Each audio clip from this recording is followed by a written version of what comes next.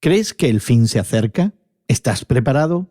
Aquellos que sospechan sobre la posibilidad de un fin cercano suelen estar mejor preparados para las crisis. Conversamos sobre la vigilancia paranoide entre amigos.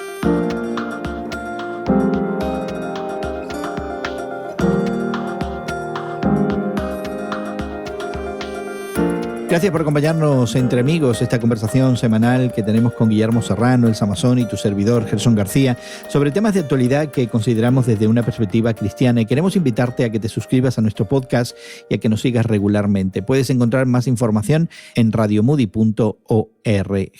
Un reciente artículo de Niall Ferguson, académico de la Universidad de Stanford en California, plantea la posibilidad de que algún tipo de vigilancia paranoide pudiera ser beneficial para prepararnos ante futuras crisis. El artículo, publicado por la revista norteamericana Foreign Affairs bajo el título ¿Es la paranoia la clave para estar preparado para una pandemia?, plantea el caso de Israel, Taiwán y Corea del Sur y su éxito ante el COVID-19. Estos países han puesto en vergüenza a gigantes occidentales como Estados Unidos y Gran Bretaña, donde, a pesar de tener escritos todos los planes de contingencia, la pandemia causó estragos entre la población, derrotó a sus sistemas sanitarios y dividió políticamente a la población.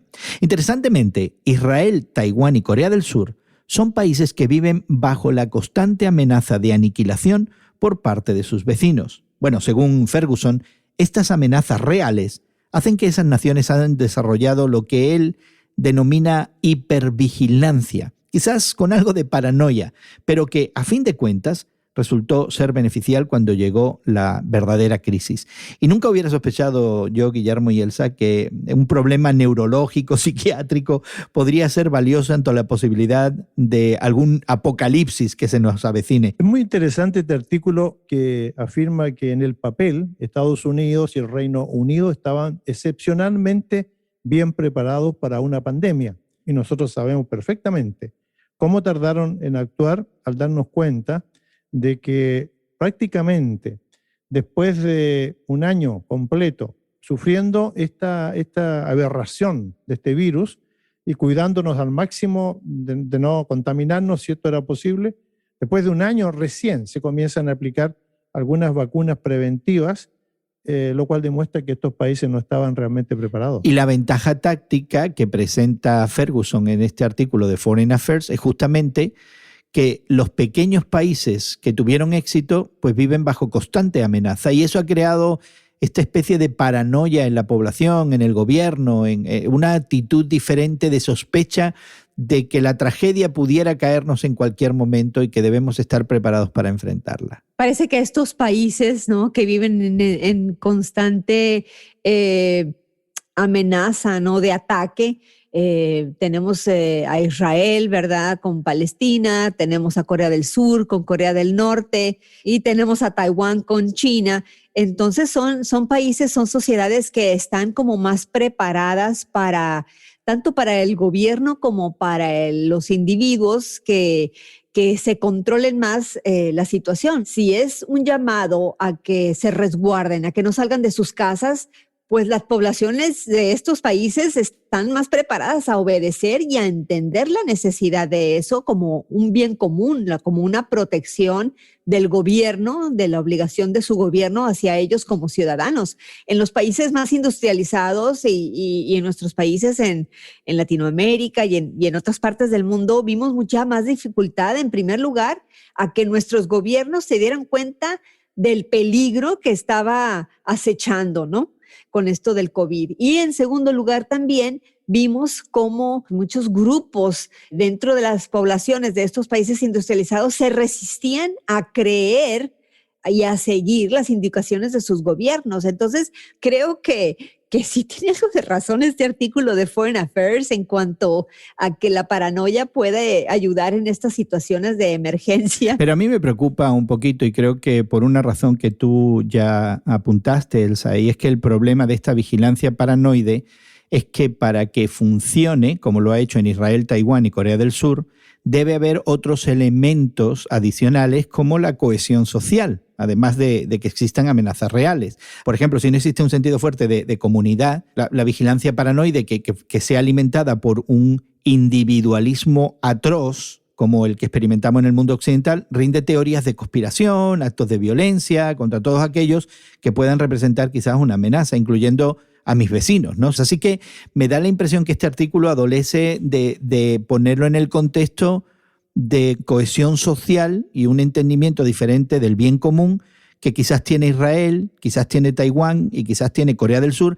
que no experimentamos, por ejemplo, en los Estados Unidos o en otras partes del mundo occidental. Esto se debe fundamentalmente a esta actitud optimista de la población en general norteamericana y de que nada les puede suceder porque realmente son una nación privilegiada.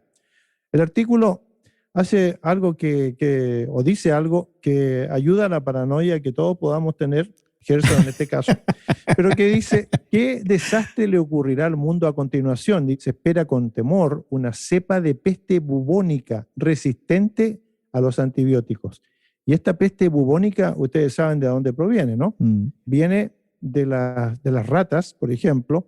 Nueva York es una de las ciudades modernas que tiene un gran problema con las ratas que se albergan en sus sistemas subterráneos. Es decir, Guillermo, que en realidad lo que el artículo plantea es qué va a pasar con la próxima crisis que inevitablemente nos va a llegar. Exactamente. Pero ¿no piensan ustedes también que existen otros elementos que hacen que las paranoias estén basadas en ficción? Así es, los miedos a las amenazas percibidas son usados por el poder normalmente para movilizar a masas, incluso si es necesario con desinformación, simplemente para obtener ciertos beneficios políticos, ¿no? Y creo que debemos estar bien apercibidos de eso.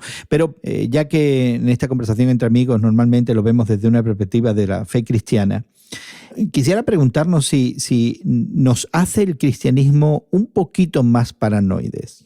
Nosotros tenemos esta fe cristiana que desde sus comienzos fue una fe de carácter apocalíptico. Hay grandes porciones a lo largo del Nuevo Testamento y en la tradición anterior, en el Antiguo Testamento, que están dedicados a los cataclismos del fin del mundo, digamos.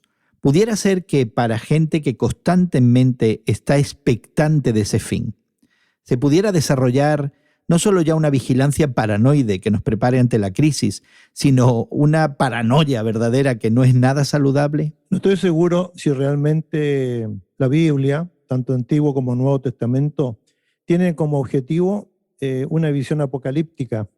A mí me da la impresión que muchos de los libros de la Biblia, y podemos citar Proverbios en el Antiguo Testamento, y podemos citar los dichos de Jesús en los Evangelios, tienen más una finalidad de prepararnos para vivir una vida que sea aceptable delante de los ojos de Dios aquí en esta tierra, en esta dimensión, y que la cosa apocalíptica se presenta en realidad en pasajes específicos, al final del Evangelio de Mateo, por ejemplo, y en algunos otros pasajes de las cartas de Pablo, pero no eran el centro fundamental de una manera de vivir, sino de un estar alerta ante lo que podría venir, pero que no podría afectar la vida de todos los días, y que es el problema que yo veo en muchas personas de fe, que son sinceras, pero que solamente viven para este mundo virtual apocalíptico que ya está aquí, que ya viene, que ya les afecta, y no pueden vivir el presente. Esa es mi idea. Ya, pero Guillermo, hay que reconocer que esa expectativa mesiánica en el Antiguo Testamento, la materialización de esa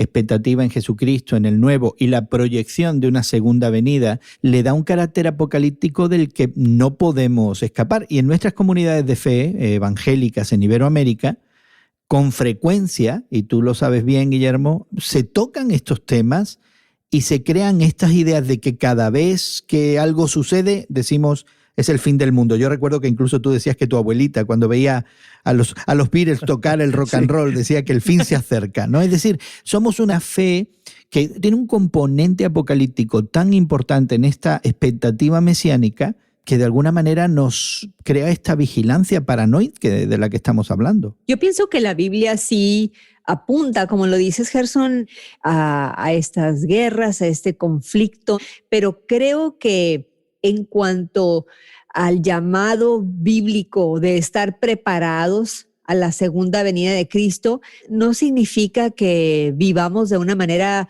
paranoide. Creo que lo que significa es que vivamos de una manera santa, de una manera compasiva hacia el más necesitado, que vivamos siendo ejemplos de cómo Cristo ha cambiado nuestras vidas y de hablar de esa felicidad, de ese gozo, ¿no?, que nos apunta a la vida eterna y la reconciliación entre Dios y los hombres a través de Jesús, ¿no?, el perdón de los pecados. Creo que eso es lo que significa el estar alertas desde un punto de vista bíblico. Y me llama la atención, Elsa, que esa propuesta realmente conectada con una visión más amplia de las Escrituras, que creo que es lo que Guillermo trataba también de apuntar. A pesar de todo eso, ¿creen ustedes que la Iglesia en general está preparada para eventualidades? A pesar de tener incluso estas percepciones de un fin, de una dirección en la historia, de que los problemas vienen, si la Iglesia realmente está preparada ante la crisis, ante la eventualidad, ante la tragedia. No está la Iglesia. Ninguna congregación vive anticipando cataclismos o crisis o cuestiones que realmente afecten la vida de la comunidad. Ninguna iglesia está viviendo eso, sino que más bien se vive en torno a ciertas promesas que algunos encuentran en el Antiguo Testamento fundamentalmente, ¿no?, en los Salmos, en las profecías, que creen que se van a hacer realidad ahora.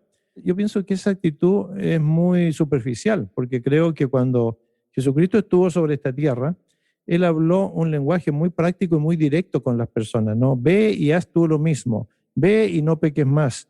¿Quién es tu prójimo? Es decir, en términos concretos, Jesucristo se refirió a la existencia de todos los días. Sin embargo, también advierte que vendrán tiempos de necesidad, de frustración, de dolor, para que la gente esté preparada en el sentido de que la vida cristiana no es todo color de rosas como se pinta a veces, sino que también vienen crisis y necesidades que nos afectan y para las cuales tenemos que estar preparados. Y entonces, ¿cómo nos preparamos para la crisis desde una perspectiva del Evangelio? Bueno, primero que nada es prepararnos nosotros mismos, ¿no?, de manera individual en nuestra relación con Dios. ¿Cómo estás viviendo tu vida? ¿Lo pones a Él como prioridad? Y después de eso, creo que es muy necesario el tener esa comunicación abierta, ¿no?, con las personas con las que compartimos nuestra vida, ¿no?, en cuanto a nuestra fe. Estamos lejos de Dios, podríamos acercarnos, necesitamos humillarnos ante Él, pedirle perdón, renovar nuestras vidas, renovar la relación tal vez con ciertas personas con las cuales nos hemos distanciado por egoísmos, por malos entendidos, insignificancias. Hay necesidad de establecer esa sanidad que nos trae el perdón. Solo Dios conoce cuántos son nuestros días, nuestras horas y nuestros minutos en este mundo, pero para eso todos debemos estar preparados, no solamente para vivir el apocalipsis. Pero hay un elemento, Elsa, también, no solamente de preparación personal, sino creo que en combate a ese individualismo atroz, me pongo bien con Dios, pero de alguna manera me preparo para la crisis entendiendo el valor que el prójimo también tiene. El prójimo es el que está al lado de uno, ya sea en la casa, en la familia, en el vecindario. Estamos viviendo en una sociedad que está cada día más interconectada con personas que viven las mismas experiencias o peores experiencias que nosotros. Y es ahí donde yo creo que se debe demostrar la caridad cristiana de la que habla un texto antiguo, expresándole no solamente un amor de tipo fraterno, sentimental, pero también de ayuda en su necesidad. A veces la única ayuda que la gente requiere no es material, es la necesidad de estar cerca, de conversar o de escuchar.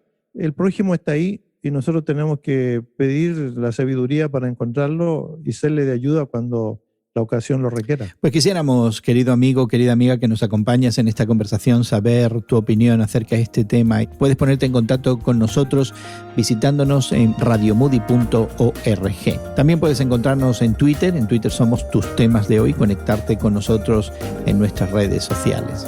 Queremos agradecer mucho el trabajo de producción que se hace en la ciudad de Chicago y también el tiempo que Elsa y Guillermo han dedicado a acompañarnos, a conversar con nosotros, y nuestra gratitud para ti por habernos acompañado en esta conversación entre amigos. Que pases un buen día y que Dios te bendiga.